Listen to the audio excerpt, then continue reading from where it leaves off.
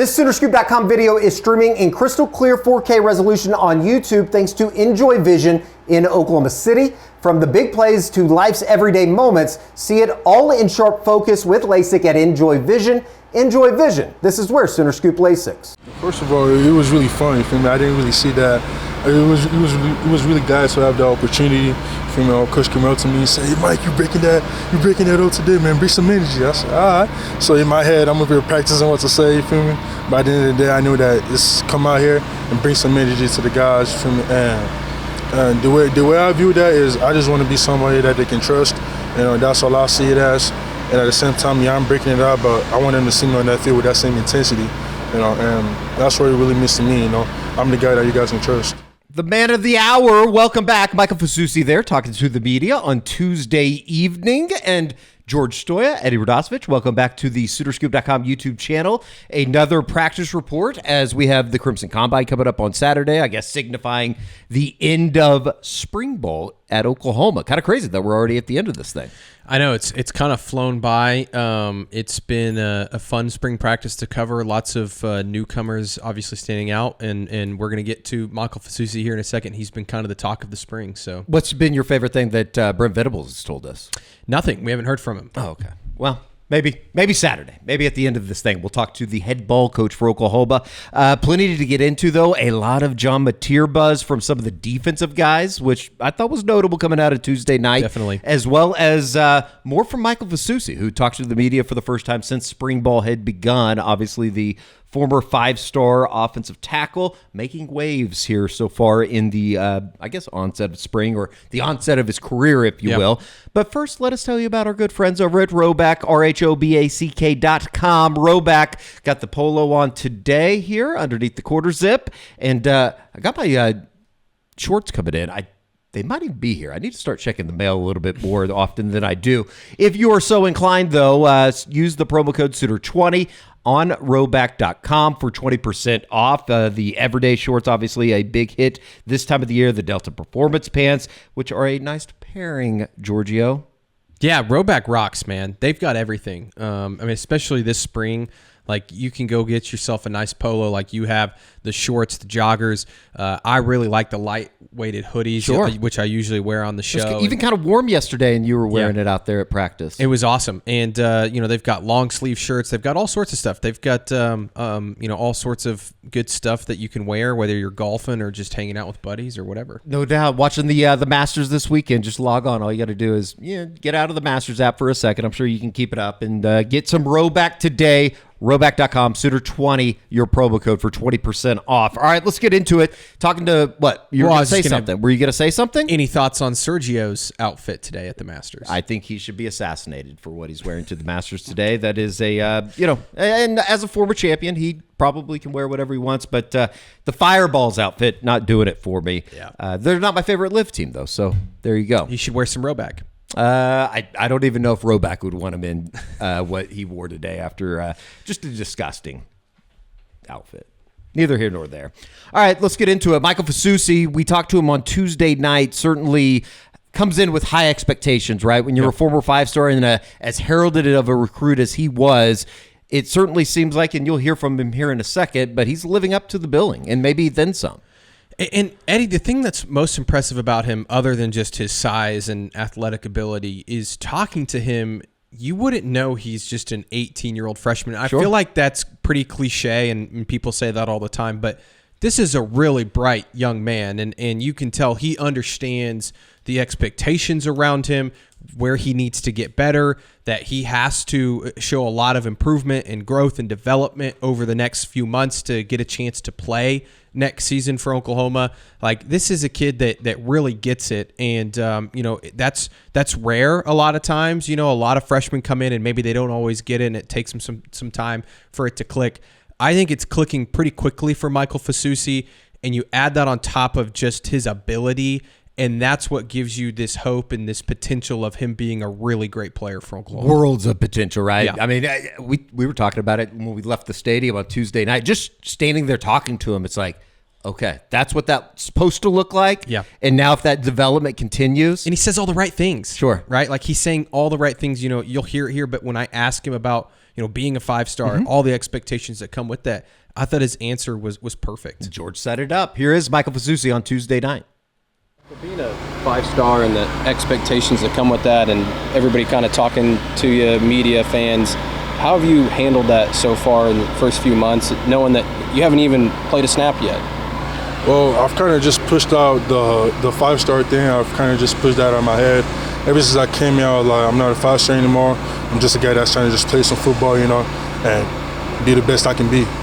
So really just pushing out the side, making sure that doesn't give me another added pressure, you feel me? Because I don't really feel like there's any point in that, you feel me? I just feel like I've come here to develop my studies and my footwork, at the same time, build relationships with all these guys and play some football. It's somebody for his ability that I thought was interesting. He's very into the technical side of things and getting his hands where they need to be. And that's, I think, one of the reasons why you come in early, why you graduate and you come and participate in spring ball, to give you the opportunity to maybe get ahead of some people and get on the field early. Yeah, and I thought it was really interesting, too, during his interview, and you should go read it on Soonerscoop.com. I wrote about him today, but he talked about, going home and watching tape and watching film, and that's how he's been spending his off time, is watching his own film and watching players, in the NFL, to understand where his feet need to be, his hand placement. And I think you're just going to see that continue to grow for him. And he talked a lot about just the reps he's been able to get. That's maybe been the biggest part of his development. Not only just working with a Bill Beatenbow and Kevin Wilson, who he talked about too,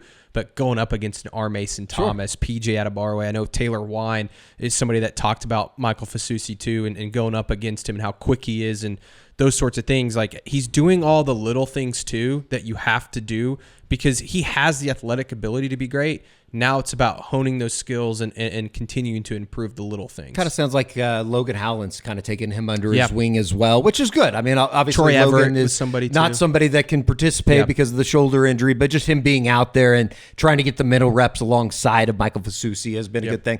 I did ask him about, this is kind of a lot of this is new to him, obviously, coming in as a freshman. Just kind of a little bit of an update since we had talked to Michael Fasusi last time at the newcomers about getting into spring ball and kind of where he sees himself as Oklahoma wraps things up. It's been going great, man.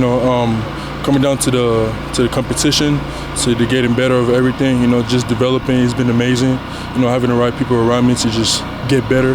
That's all it's really been this whole spring for, and I'm really grateful for it. What's the hardest part of the adjustment just from making that jump from high school to college? Well, obviously, I really say the speed, but it's really more of adjusting to it. Really, working on my footwork, knowing what angles, learning about angles, like how much that is important in the game. That's what I've really been learning, and so far so good. It's really been helping with my game. How much do you feel like you've just developed overall here over the last couple of weeks? Really good, man. I gotta say my physicality, my footwork, my hand strikes, my mentality. A lot of it is development, all thanks to my coaches, all thanks to my work ethic, all thanks to my teammate and the guys that I'm playing against. It won't be the last time that we talk about Michael Fasusi on this program, and certainly has positioned himself well here during his first couple of, months or first semester in Norman.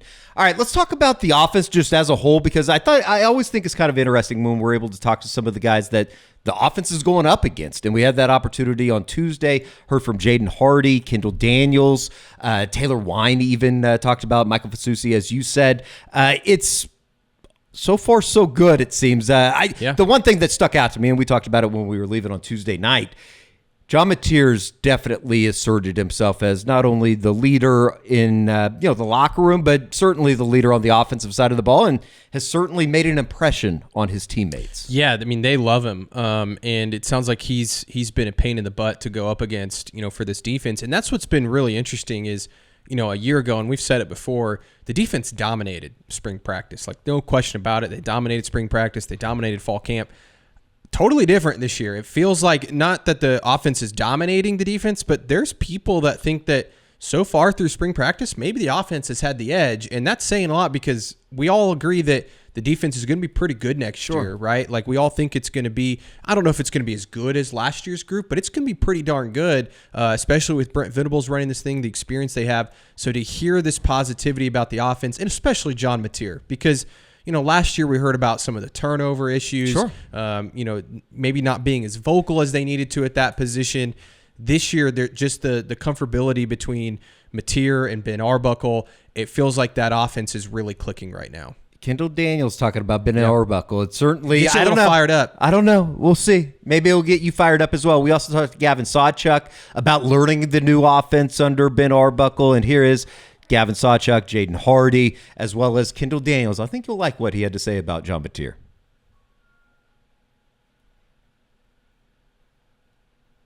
Yeah, it's different scheme, different play calls, but a lot of the same routes, some of the same scheme, same runs.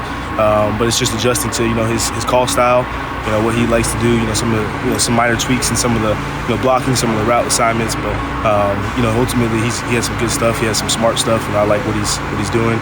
Getting a lot of opportunities to make big plays, from all positions. So it's been great. I definitely just say the energy. I feel like there's a lot of energy coming from the new guys and to the staff, and it's contagious at the end of the day.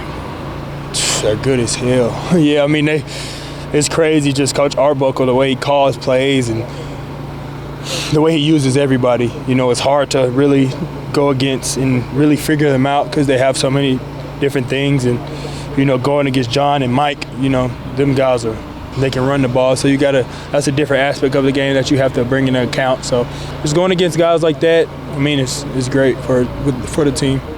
John Mateer, he's a dude.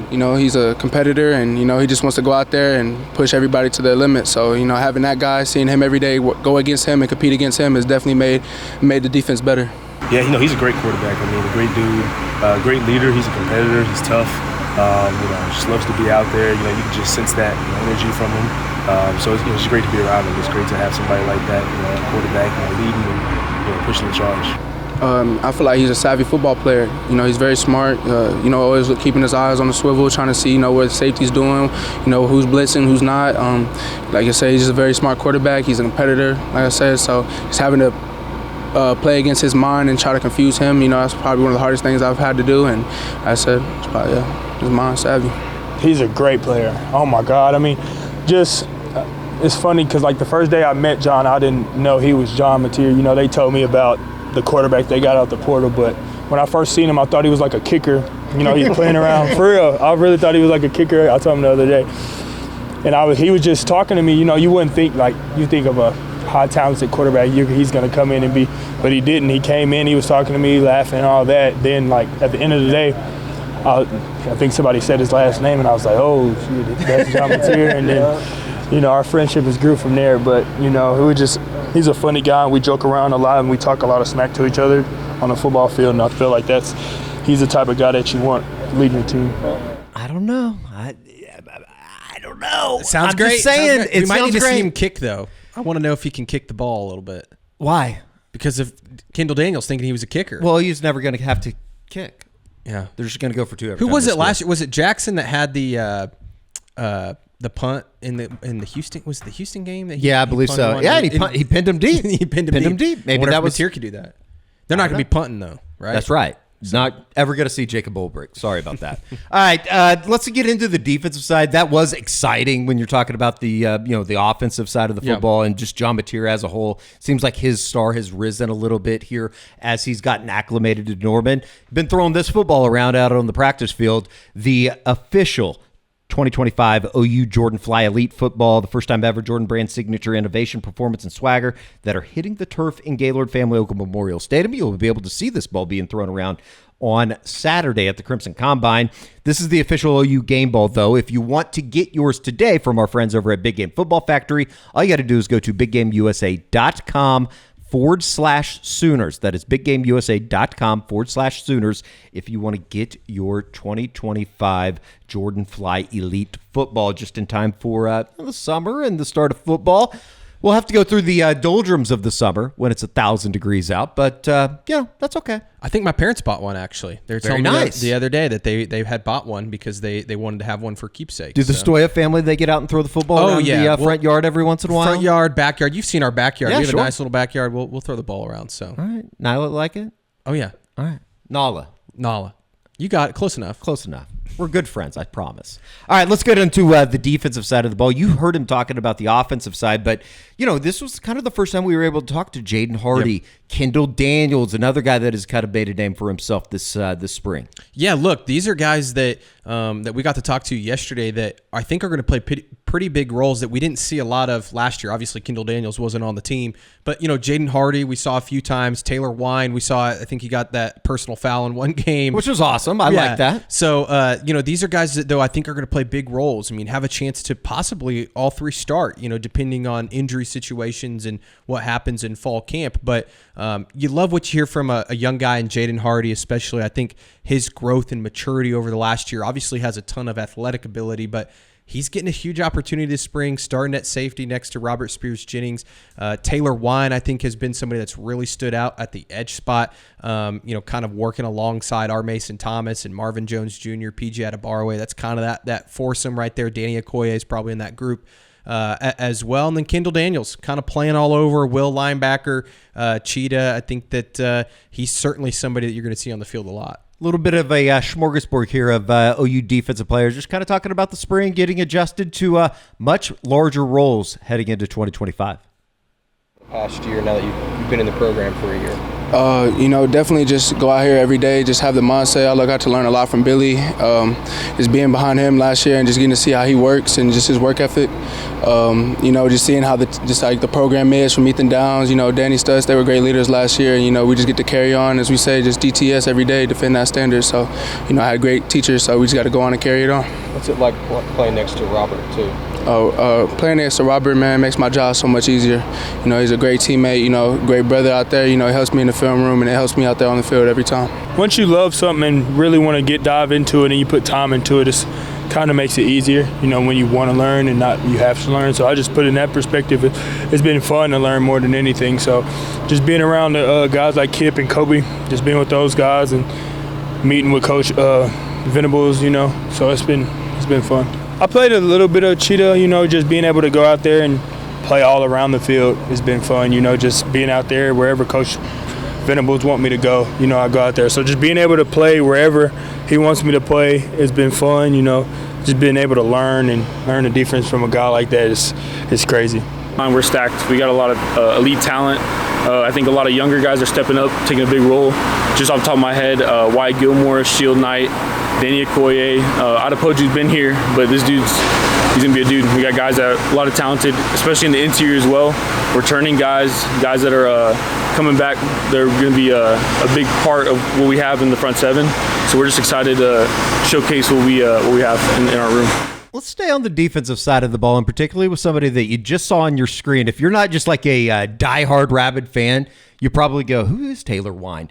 Out of Tennessee. He was born actually in Edmond, grew up in an Oklahoma family, so kind of living out a little bit of a dream. 6'4", 270 though, and certainly somebody that when you're talking about maybe a name that you didn't think was going to make a noise during the spring, Taylor Wein might be that guy. He's pushing for a starting job right now. That's how well he's playing in the spring. And, this is a guy that OU really likes. And you saw late in the season last year, he started to play a little bit more. I think Caden Woolard was hurt late in the year. And Taylor technically Wein played 12 games last year, but obviously special teams. Just 2 tackles a year ago, certainly primed for a much larger role. And he's one of those guys that he's in his, 3rd year now. Again, starts to start clicking for some of these guys, and he's just a big dude. Like, he brings something a little bit different than maybe some of the other guys that are maybe smaller and twitchier, but he's somebody that's really solid over there, has a little bit of crazy to him, which you like at that position. That personal foul. Yeah, I mean, he's the perfect guy for Miguel Chavis to coach, and so I think they expect big things out of him, and standing next to him, talking to him,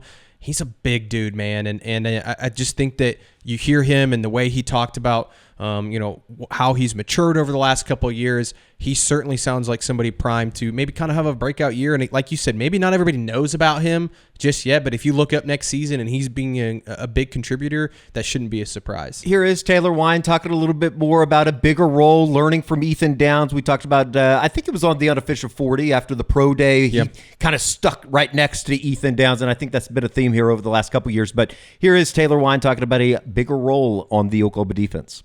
When you came into spring, nobody knew a whole lot about you, but I'm curious, how much did you know about yourself, and how much do you feel like you've grown into a player that can contribute going into next year? I feel like for me, it was a big mental toll, just putting my head down and working every day. That's what Coach Chavis, Coach V, that's what they talk about every day. Just putting my head down and work, focusing on my weaknesses, what I need to improve on, what the defense needs to improve on. And I feel like from there, my game personally is elevated. And so even now, I still have a lot to work on. And going into this second portion of the offseason, coming out of spring, just attacking my weaknesses, what I need to work on, and stacking days on days. I noticed, like at Pro Day, you were around Ethan Downs a lot. He's been out there at practice. What's that relationship like with you guys, and how much has he kind of helped you along the way? He's helped me a lot. Even to this day, even though he's still not in this program, he's still around. It feels like he never left. So just taking on, delivering that leadership role. He was a big leader. He was a big time part of our defense last year. And so I'm trying to follow in his footsteps and elevate my game and take on that kind of leadership role and being someone to the younger guys that they can come to and help in like a way of like teaching them how we do what we do, defending the standard. You mentioned Michael Fasusi. Everybody kind of had to know, that he was a pretty hype guy coming in. What was it, what was it like getting on the practice field with him for the first time, and what kind of really did stand out to you about what was special? We knew day one, just the way he was coming out, his energy he brings. He's a freak of nature. This dude's ginormous, long. This dude has a really, really high ceiling, and we just knew from day one that all the potential he has and the talent he has, as he continue stacking days on days, getting better each day, attacking his weaknesses, he's going to be a dude. So we're really looking forward to see what he brings this year and what he's already brought. Certainly one of those guys that I think people should be excited about, maybe getting more familiar with him as he gets a bigger role in this defense. And I just remember back to, I think it was when we were down in San Antonio for the Alamo Bowl and going out to the practice on Christmas Day, which maybe one of my favorite days of the year. But it was Miguel Chavis, and he just rode his ass the entire time. And I think you look back on that now and you go, I think that Miguel Chavis knew that they had something there with Taylor Wein. Usually a correlation with that, right? Like you see that a lot of times with coaches. I know with Bill Beatembo. Tough love. Bill Beatembo, man, is he hard on some of these guys? And you look up and it's usually the guys that he thinks can be the best. Sure. And so you like that, and it's really interesting, man. I think Taylor Wein's going to play a lot, and we talk a lot about this defense, and there's a lot of really good players coming back, right? When you are Mason Thomas, Kobe McKenzie, Kip Lewis, Robert Spears-Jennings. But there's going to be some new faces on this defense that are going to play a lot for Oklahoma, and I think Taylor Wein's in that category. Very good. That's it for another practice report. We'll be back here on the SoonerScoop.com YouTube channel on Friday for a return of Around the Corner. Get all of your questions in on the Crimson Corner. Good time to join Oklahoma's largest online community for just $1. So we got a big weekend coming up around these parts as well with the Crimson Saturday. Combine. Not really knowing what to expect, but the weather is going to be nice, and you're going to be able to see some of these guys like a Michael Fasusi or like a John Mateer out on the practice field. I don't know what they're going to be doing, but they're going to be doing something, and we're going to appreciate it and say that they're going to win a national championship at the end of the day. For sure. I know I'm going to be predicting that, but it also sounds like we're going to get some media opportunities, maybe talk to Coach Brent Venables at the end of spring to kind of wrap things up, maybe some players, maybe some other coaches. We'll see. Sure. So make sure you're tuned into just maybe a Ben Arbuckle sighting in the press conference room. It would be a first. So for George Stoya, I'm Eddie Radosevich. We'll see you back here on Friday on the Crimson, 3, 2, 1. I'll just count myself back in right here on the Crimson. God bless it. That was pretty good. That was pretty good. Just come back to the damn YouTube channel. See ya.